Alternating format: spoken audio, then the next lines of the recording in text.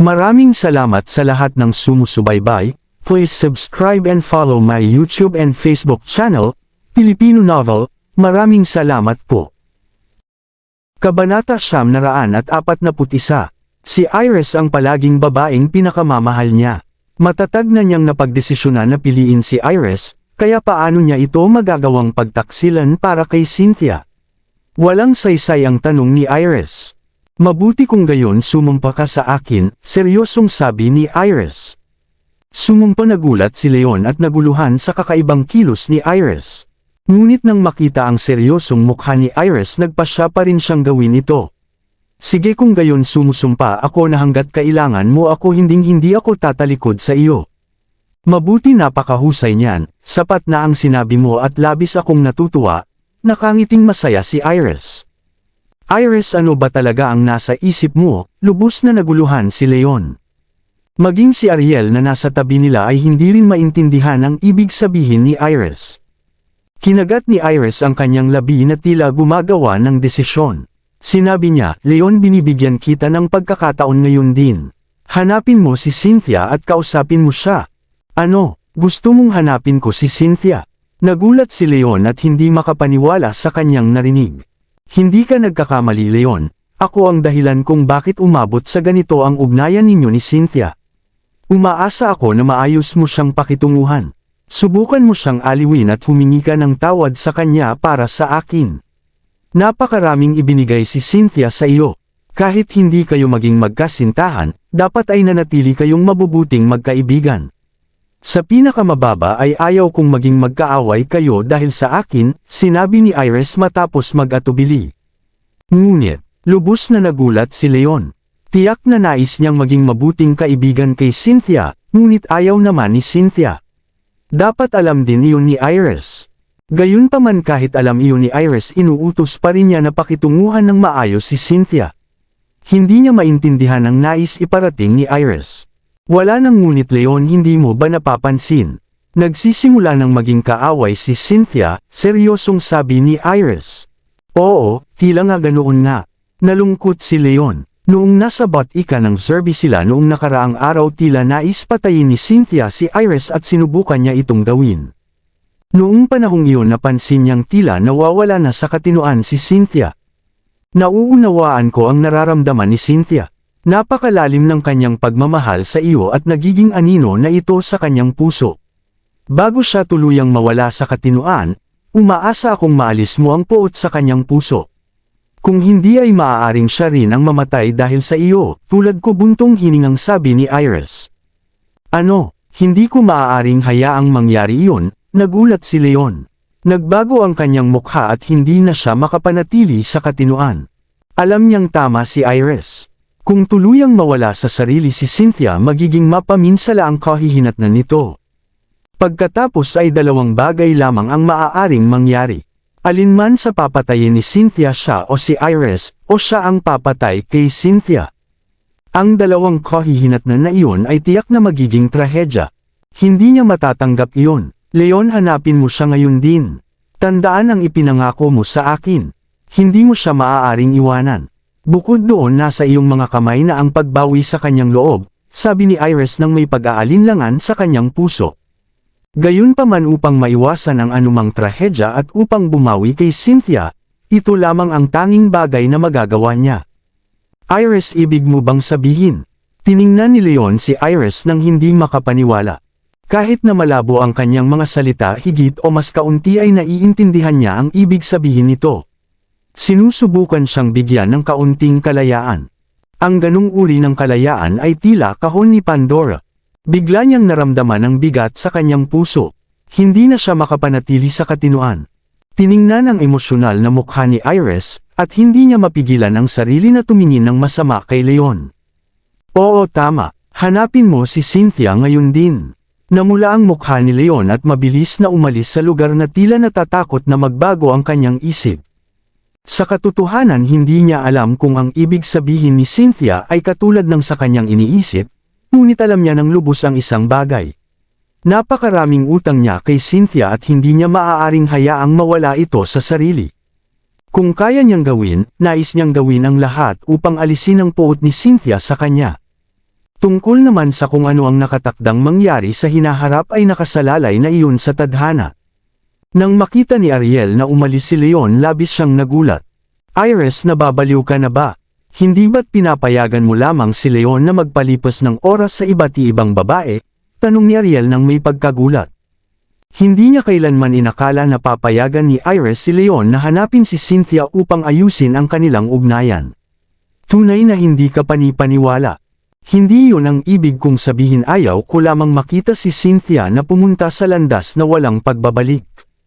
Nangako na sa akin si Leon na hinding-hindi niya ako iiwan. Wala na akong dapat ipag-alala. Hindi ko siya matatalo kaya wala nang ibang bagay na mahalaga pa, kalmadong sabi ni Iris. Ngunit, mahirap pa rin paniwalaan ni Ariel. Ariel, huwag kang mag-alala, alam ko ang aking ginagawa.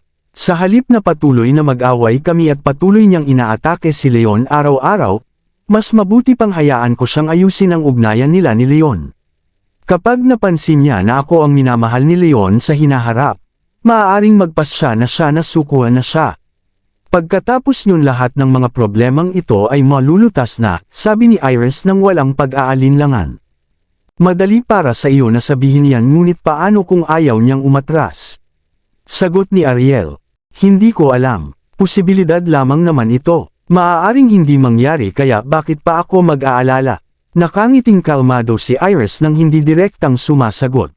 Sa tahanan ng mga shear, nakasuot si Cynthia ng puting damit habang nag-iisa na nagsasanay sa silid ng pagsasanay. Sa kanyang harapan ay isang kahoy na huwad na tao na kasing taas ng tao. Sa sandaling iyon, itinuturing niya ang huwad na tao na si Leon. Kasuklam-suklam na Leon, tanga ka, manloloko ka. Pinagdikit ni Cynthia ang kanyang mga ngipin habang sinusuntok at sinisipa ang huwad na tao.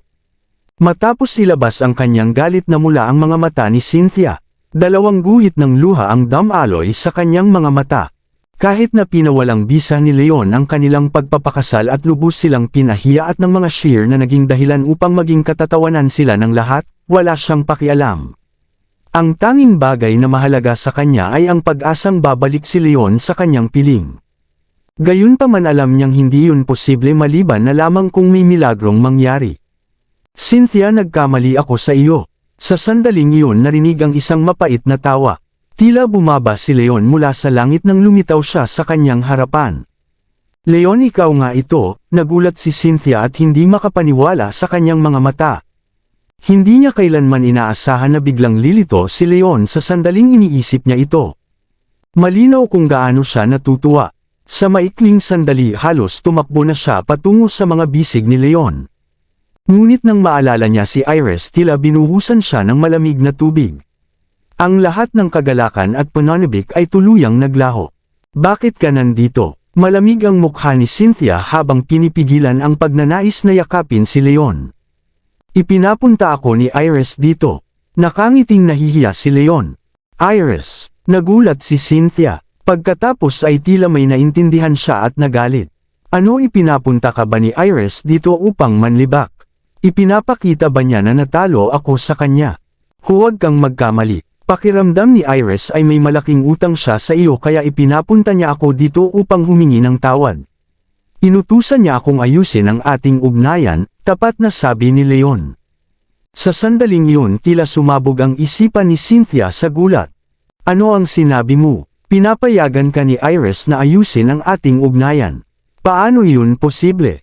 Labis na nagulat si Cynthia. Tiningnan niya si Leon nang hindi makapaniwala at nagtatanong kung nananaginip lang ba siya. Totoong-totoo yun, tumanggo si Leon. Ngunit bakit? Ano ang nais niya? Labis na nag-aalinlangan si Cynthia. Hindi niya mapayapa ang kanyang puso. Hindi ko rin alam ang tiyak niyang layunin, ngunit sinabi niyang pakitunguhan kita ng maayos at ayaw niyang maging magkaaway tayo, paliwanag ni Leon.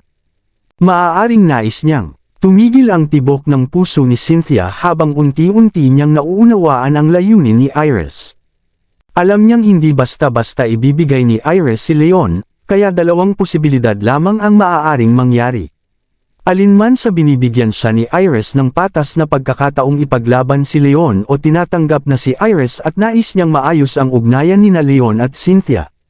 Ang iba pang mga bagay ay maaaring pag-usapan na lamang sa hinaharap. Anuman ang posibilidad ay pareho itong mabuti para sa kanya.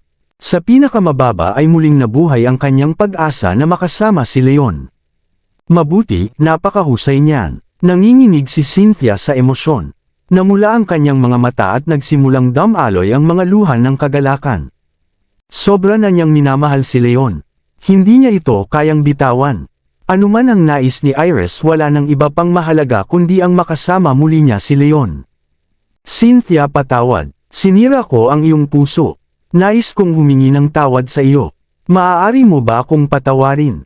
Tapat na humingi ng tawad si Leon. Mapapatawad kita, ngunit kailangan mo muna akong yakapin upang malaman kung hindi ako nananaginip. Tumingala si Cynthia kay Leon habang puno ng luha ang kanyang mga mata. Puno ito ng pag-asa. Ako, nag-atubili si Leon sandali bago pinagdikit ang kanyang mga ngipin. Inabot niya si Cynthia at mahigpit na niyakap. Hindi naman ibig sabihin na wala nang nararamdaman si Leon. Matagal na panahon silang magkasama, kaya tiyak na may nararamdaman siya para kay Cynthia. Bukod pa roon ay naroon siya sa utos ni Iris, kaya tila may nabuksan sa kanyang puso. Hindi na siya natatakot tulad ng dati. Kaya hindi ako nananaginip. Nakangiti si Cynthia nang maramdaman ang mainit na yakap ni Leon. Labis siyang natutuwa. Sa sandaling iyon ang lahat ng puot at galit na nararamdaman niya para kay Leon ay tuluyang naglaho. Tulad ng iyon mahigpit na nagyakap ang dalawa at ang lahat ng iba pa ay nawala na. Cynthia, ano ang ginagawa mo? Sa sandaling iyon isang malamig na sigaw ang narinig. Ang ama ni Cynthia na si Brad ay lumitaw sa pintuan ng silid ng pagsasanay. Sa likuran niya ay ilan sa mga matatandang miyembro ng pamilyang Shear. Pumunta sila upang magsanay ngunit hindi nila inaasahang makita nilang yakap ni Cynthia ang isang lalaki sa loob ng silid. Nakaharap sa kanila ang likod ni Leon kaya hindi nila ito agad nakilala. Dad, nagulat si Cynthia. Mabilis siyang tumugon na tila takot na kuneho at humiwalay sa yakap ni Leon. Leon, ikaw nga iyon. Bakit ka nandito? Sa wakas nakilala ni Brad si Leon at napuno ng galit. Iyon, mukhang nahihiya si Leon. Nasira na ang ugnayan ng mga Shear at ni Leon. Walang paraan na papayagan siya ng mga bantay na pumasok, kaya pumasok siya ng palihim gamit ang kanyang kakayahan. Iyon ay isang bagay ngunit nahuli siya ni Brad. Bigla siyang nawala ng masabi at hindi alam ang sasabihin. Leon, ang lakas ng loob mong pumunta dito. Ang tapang mo naman. Galit na galit din ang ibang mga matatanda. Puno ng apoy ang kanilang mga mata. Nang wakasan ni Leon ang kanilang pagpapakasal sa harap ng lahat ng mga makapangyarihang pamilya sa lungsod ng Springfield, tuluyan niyang sinira ang dangal ng mga Shear. Ginawa silang katatawanan. Dalawa sa kanila ay naghahanda na rin ng lakas upang atakihin si Leon. Dad, huwag kang magalit. Makinig ka sa akin. Nagkasundo na kami ni Leon, mabilis na sabi ni Cynthia. Nagkasundo? Ano ang ibig mong sabihin? Nagulat at nag-alinlangan ang mga Shear. Pinatawad ko na siya, sabi ni Cynthia nang may pag-aalala. Ibig sabihin ba nito ay handa na siyang makasama ka at bumalik sa atin, tanong ni Brad habang nakakunot ang noo. Ang ginawa ni Leon na lubos na pagpapahiya sa pamilya ay hindi dapat mapatawad, ngunit alam niyang napakahusay ni Leon. Tiyak na makakatulong ng malaki si Leon sa pamilya sa hinaharap. Kung handa siyang bumalik, maaaring isaalang-alang ng mga Shear na bigyan siya ng pangalawang pagkakataon. Siyempre hindi lamang si Brad ang nag-iisip ng ganito. Iyon, hindi alam ni Cynthia ang sasabihin. Tumingin siya kay Leon. Ginoong Shear, patawad. Wala akong planong bumalik sa mga Shear sa ngayon. Pag-usapan na lamang natin ito sa ibang oras, pilit na sinabi ni Leon. Ibang oras? Ano ang ibig mong sabihin? Plano mo bang magkaroon ng dalawang babae? Nagbago ang mukha ni Brad. Iyon, nawala nang masabi si Leon. Dad, hindi iyon ang iniisip mo. Nakapagkasundo na kami ni Leon at ni Iris. Ako na ang bahala dito. Hindi niyo na kailangang makialam, mabilis na ipinagtanggol ni Cynthia si Leon. Cynthia, nagkakagulo ka lamang ngayon.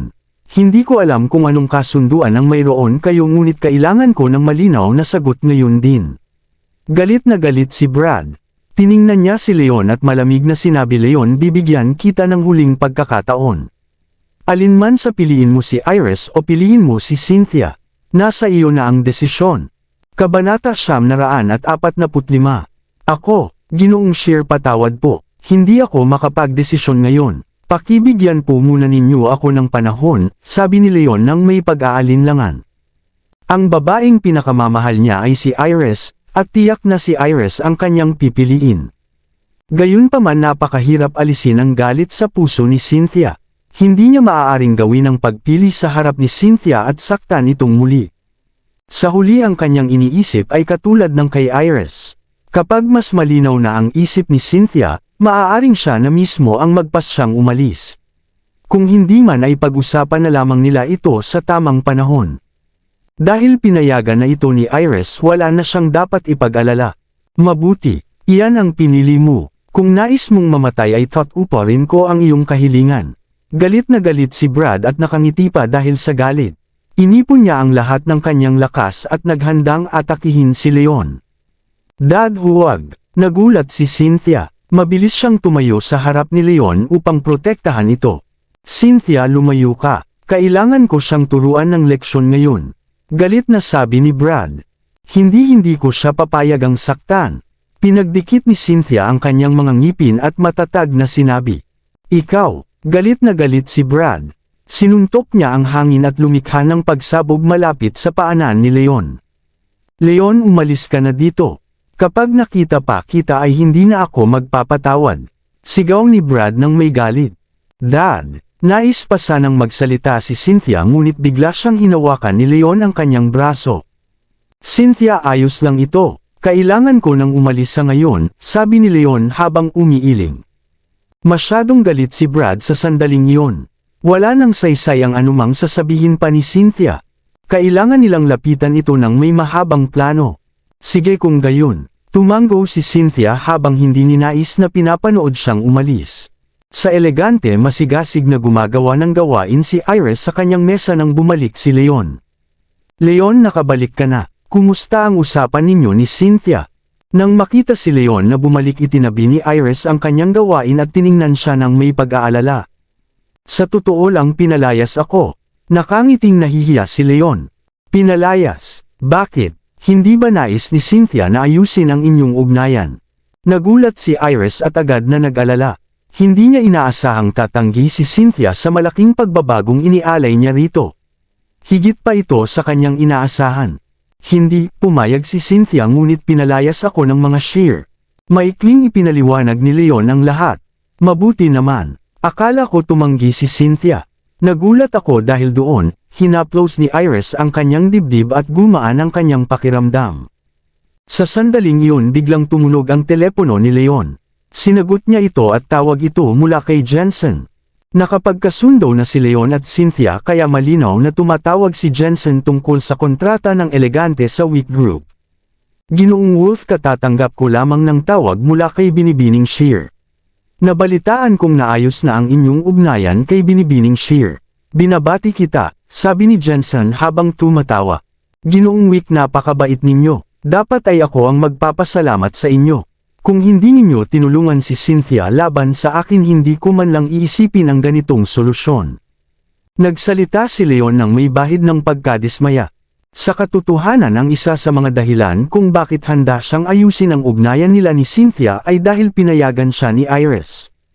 Ang kabilang bahagi naman ay dahil sa impluwensya ni Snow at Jensen. Hindi siya santo. Matagal ng kaibigan ni Leon sina Jensen at Snow. Kung ang dalawang ito ay nakitang lumabis na siya, kailangan niyang itama ang kanyang pagkakamali. Gayunpaman, ang tanging mahirap na bahagi ay ang pag-aayos ng kanilang ugnayan ay hindi magiging madali. Oo, hanggat malinaw na ang iyong isip. Umubo ng bahagya si Jensen at sinabi, Ginoong Wolf, ibig sabihin ba nito ay iiwan mo si Iris at babalik sa mga Shear? Hindi ko iiwan si Iris, matatag na sabi ni Leon. Hindi. Paano naman kayo ni Binibining Shear? Nagulat si Jensen at nagtatanong kung narinig ba niya ng tama. Naayos na namin ang aming ugnayan ni Cynthia, ngunit wala akong planong iwan si Iris, kalmadong sabi ni Leon. Ang mga salitang iyon ay tila sumabog sa isipan ni Jensen. Ano, ibig mo bang sabihin ay nais mo silang dalawa? Halos bumagsak ang panga ni Jensen sa lupa sa sobrang gulat. Hindi ba pwedeng ganoon? Matatag na sabi ni Leon. Sa katotohanan kahit si Leon ay hindi lubos na nauunawaan ang ibig sabihin ni Iris. Kailangan na lamang niyang unti-unting gawin ang mga bagay. Ikaw, lubos na nagulat si Jensen. Sina Iris at Cynthia ay kabilang sa 4 na pinakamagagandang babae sa lungsod ng Springfield, at itinuturing na nasa unang 2 pwesto. Ang dalawa ay tila mga diyosa sa paningin ng mga mayayamang binata sa lungsod. Ang makamit lamang ang isa ay sapat na at napakalaking biyaya na. Ngunit si Leon ay nais silang dalawa. Hindi iyon ang pinakamahalaga. Ang mahalaga ay napagtanto ni Jensen mula sa tawag ni Cynthia na tila tinanggap na ito ng tahimik. Kung hindi ay hindi sana papayag si Cynthia na ayusin ang kanilang ugnayan. 2 sa 4 na pinakamagagandang babae ay pag-aari na ni Leon. Labis na gulat ni Jensen. Ginoong Wolf, napakahusay mo. Labis kitang hinahangaan, sabi ni Jensen nang may paggalang. Gayunpaman may halong inggit din ang kanyang tinig. Sige, kalimutan na natin ang mga iyon. Pag-usapan na natin ang ating negosyo, pagbabago ni Leon ng paksa. Oo, sige, pinigilan ni Jensen ang kanyang inggit at nag-usap sila tungkol sa negosyo at nagkasundo muli. Nang ibaba ni Leon ang telepono, tila gumaan ang pakiramdam ni Iris. Napakahusay. Sa wakas naayos na rin natin ang problema. Tama iyon, tapos na ang lahat. Nakangiti si Leon. Labis siyang nakaramdam ng pagkakasala matapos saktan at pagtaksilan si Cynthia. Napakasakit nito sa kanyang puso at halos hindi siya makatulog. Ngunit dahil naayos na niya ang ugnayan nila ni Cynthia, tila nalutas na rin ang lahat ng kanyang problema. Sa sandaling iyon ang lahat ng pagkadismaya at kadiliman sa kanyang puso ay naglaho at napakaganda ng kanyang pakiramdam. Talagang napakinabangan mo ito. Tiningnan ni Iris si Leon nang may bahid ng pagkainis at sinuntok ito sa tagiliran. Napasinghap si Leon sa sakit ngunit labis siyang natutuwa. Iris, salamat dahil naiintindihan mo ako. Hinawakan ni Leon ang kamay ni Iris at taos pusong nagpasalamat. Kung hindi naiintindihan ni Iris ang lahat ay hindi sana nagkaroon ng pagkakataong bumawi kay Cynthia. Hindi ko kailangan ng pasasalamat mo. Kung talagang nais mong magpasalamat ay pagbutihin mo ang pagtrato sa akin sa hinaharap. Hindi mo ako maaaring iwanan, sabi ni Iris habang yamakap kay Leon. Sa katotohanan nakita niya ang lahat ng pagdurusang dinanas ni Leon. Ang dahilan kung bakit binigyan niya ng pagkakataon sina Leon at Cynthia ay dahil hindi niya matiis na makitang labis na nasasaktan si Leon. Ang ibang babae ay maaaring hindi makagawa ng ganito, ngunit siya ay naiiba. Dahil sa kanyang pagmamahal kay Leon hindi siya mag-aatubiling mamatay para sa kanyang pag-ibig. Kaya ang pagbibigay ng kaunting pagpapahintulot ay walang halong hirap para sa kanya. Iris, huwag kang mag-alala, hinding-hindi kita iiwan. Mahigpit na niyakap ni Leon si Iris at nangako siya habang buhay. Matapos ang mahabang sandali tila may naisip si Iris. Hindi ninais na humiwalay siya sa yakap ni Leon. Leon, tumawag si Luisa kanina. Sinabi niyang wala siyang klase sa hapon, kaya hinihiling niya na ihatid ko siya pauwi. Sasama ka ba sa akin? Sabi ni Iris. Sige kung gayon. Tumanggo si Leon at sabay silang umalis ng kumpanya patungo sa paaralan ni Luisa. Sa Dragon Bay Villas palihim na binabantayan ni Ruth ang mga kilos ni Leon nitong mga nakaraang araw at sa wakas ay naghanda na siyang kumilos. Batay sa hinala ng kanyang lolo, tiyak na mayroong pamamaraan ng kapangyarihan o kahanga-hangang kayamanan si Leon. Labis niyang nais malaman ito kaya naghahanap siya ng pagkakataong pumasok ng palihim sa silid ni Leon upang maghanap. Gayunpaman kahit wala si Leon sa bahay sa araw ay laging nasa bahay si Gilbert. Si Gilbert ay isang mataas na dalubhasa, kaya natatakot siyang mapansin siya nito. Iyon ang dahilan kung bakit hindi siya makagawa ng anumang hakbang. Ngunit ang pagkakataon ay dumarating sa mga marunong maghintay. Biglang may inis-ikaso si Gilbert sa araw na iyon at wala sa bahay. Ang pagkakataong matagal na niyang hinihintay ay dumating na. Sa loob ng silid ni Leon nakasuot ng masisikip na damit si Ruth at masigasig na hinanap ang buong silid. Saan kaya itinago ni Leon ang aklat ng pamamaraan ng kapangyarihan? Bulong ni Ruth sa sarili. Sinimulan niya sa mga estante at pagkatapos ay sa aparador, sa kama at sa iba pang mga lugar. Tiningnan niya maging ang lahat ng sulok. Wala siyang pinalampas. Karaniwan ang mga pamamaraan ng iba't ibang pamilya sa lungsod ng Springfield ay minamana mula sa mga lihim na aklat. Dahil ang mga aklat na iyon ay karaniwang malalaki, hindi ito madaling dalhin. Hinala ni Ruth na itinago ni Leon ang aklat sa kanyang silid. Gayunpaman nabigo siya dahil wala siyang natagpuan kahit halos nabaligtad na niya ang buong silid. Wala rin siyang nakitang anumang kayamanan. Saan itinago ni Leon ang aklat? Galit na si Ruth. Hindi niya maintindihan kung saan pa maaaring itinago ni Leon ang aklat maliban sa kanyang silid. Siyempre hindi niya kailanman inaasahang ang lahat ng iyon ay nasa isip ni Leon at hindi sa anumang aklat. Imposible para sa kanya na makahanap ng anuman. Sa sandaling iyon bigla siyang nakarinig ng mga yabag na papalapit. Ang mga yabag ay papunta sa silid ni Leon. Pagkatapos noon narinig ang mga tinig ni na Leon, Luisa, at Iris.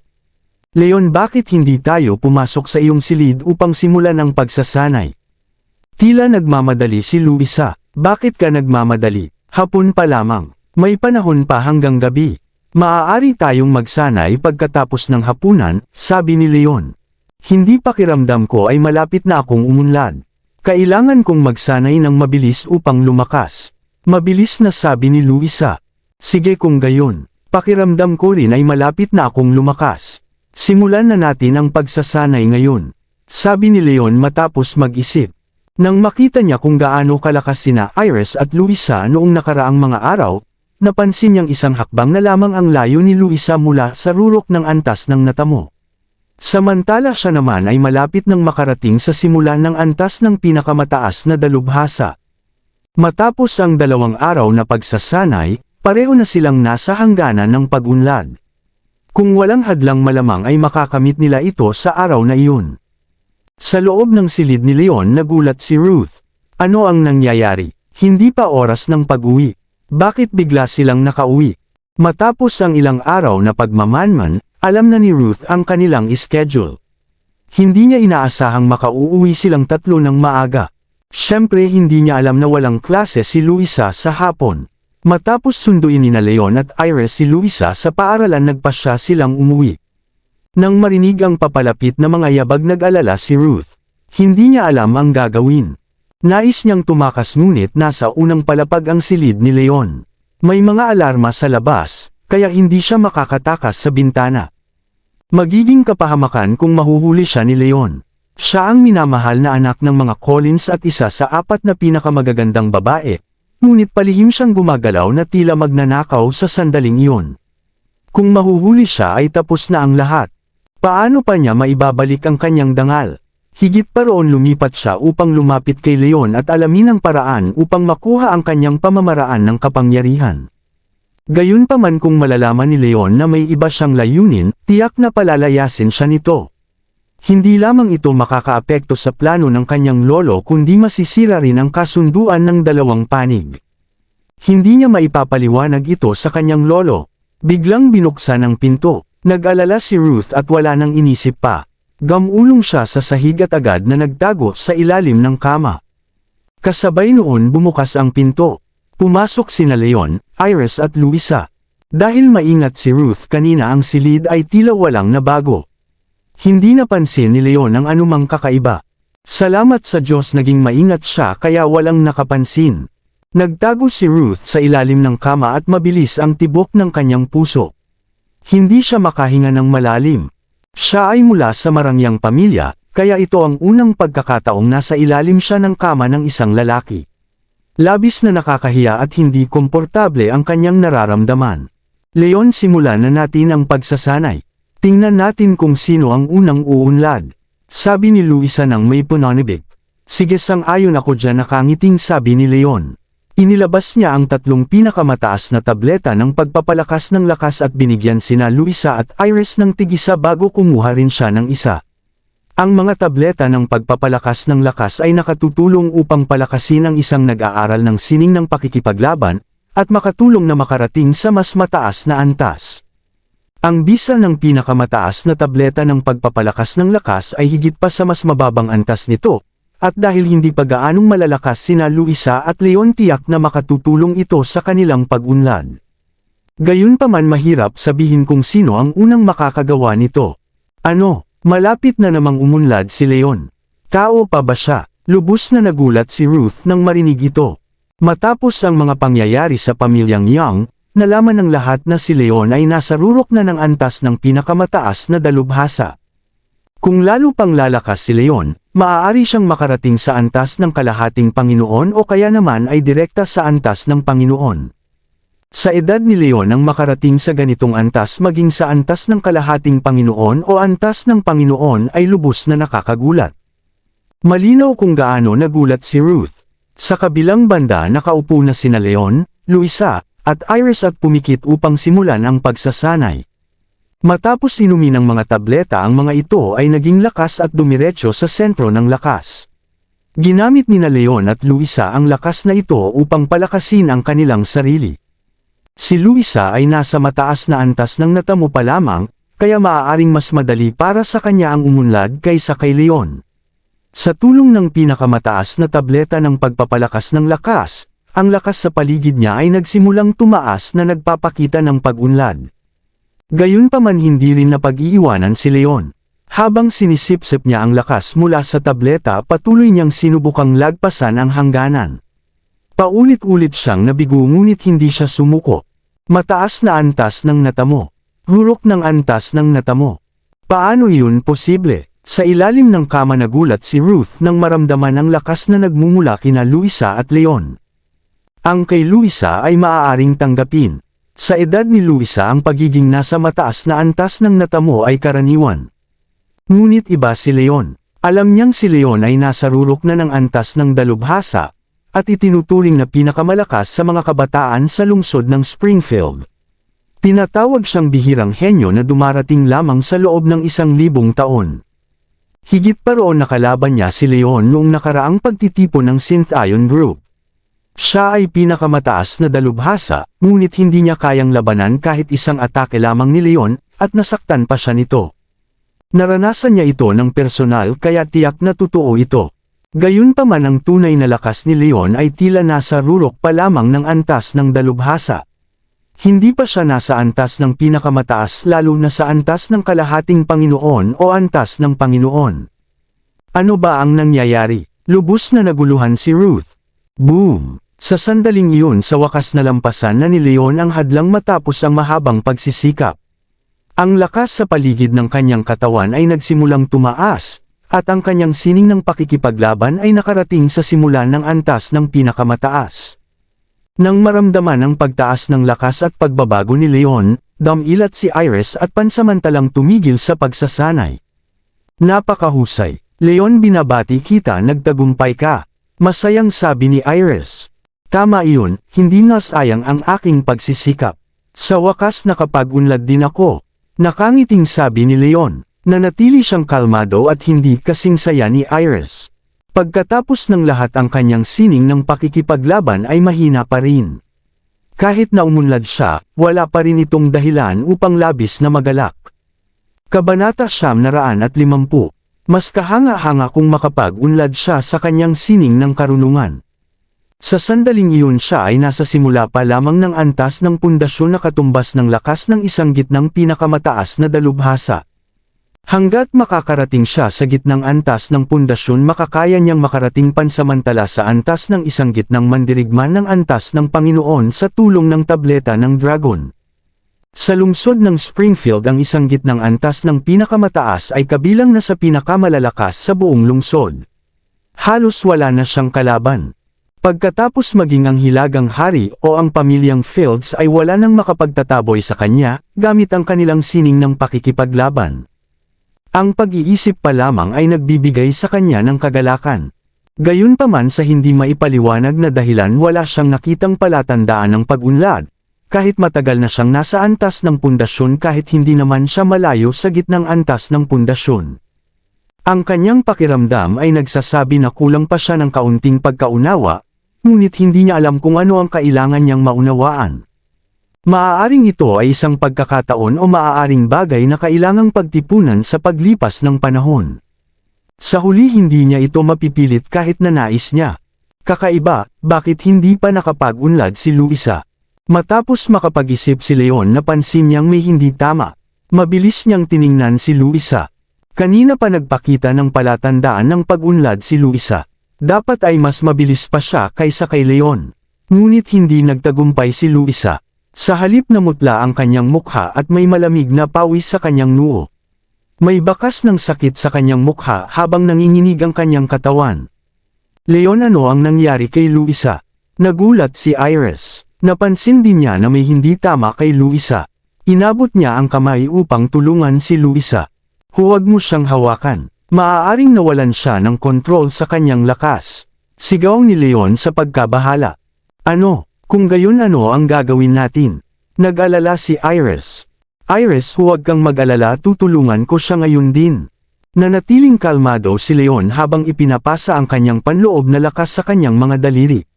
Tinamaan niya si Luisa sa ilang bahagi ng katawan upang protektahan ang kanyang puso. Ang mga tuldok ng multo ay isang kahanga-hangang pamamaraan na mas mababa lamang ng kaunti kaysa sa 6 na tuldok ng tadhana. Napakahusay nito sa pagpigil at paggabay sa panloob na lakas, kaya napakahusay nito sa pagharap sa pagkawalan ng kontrol. Noong nakaraan ang Hilagang Hari ay nawalan din ng kontrol noong ginamit ni Vincent ang tableta ng dalisay na lakas upang makarating sa antas ng Panginoon. Ginamit niya ang mga tuldok ng multo upang tulungan si Vincent. Ang lakas ni Luisa ay hindi maihahambing kay Vincent at ang kanyang kalagayan ay hindi rin ganoon kalala. Sa tulong ng mga tuldok ng multo, ang lakas na nagwawala sa kanyang katawan ay agad na napigil. Luisa, ayos ka lang ba? Tanong ni Leon nang may pag-aalala. Ayos lang ako. Leon, ano ang nangyari? Bakit bigla akong nawalan ng kontrol? Damilat si Luisa at mukhang pagod. Sa palagay ko, maaaring mali ang iyong paraan ng pagsasanay o mayroong pagkakamali sa iyong pagkaunawa, sabi ni Leon matapos mag-isip. Ang hindi pag-unlad ay karaniwan lamang para sa isang nag-aaral ng sining ng pakikipaglaban, ngunit karaniwan ay hindi sila nawawalan ng kontrol maliban na lamang kung may mali sa kanilang paraan ng pagsasanay. Si Leon ay may kanyang ninuno na gumagabay sa kanya, kaya walang ganitong uri ng pagkakamali. Gayunpaman, iba si Luisa. Dahil kaya niya siyang gabayan noon, walang dapat maging problema sa pagsasanay ni Luisa. Ngunit pinalayas siya ng mga yang, kaya nagsanay si Luisa nang wala ang kanyang gabay. Maaaring napunta siya sa maling landas. Luisa, bigkasin mo ang pamamaraan ng dalagang mahiwaga. Titingnan ko kung mayroong pagkakamali.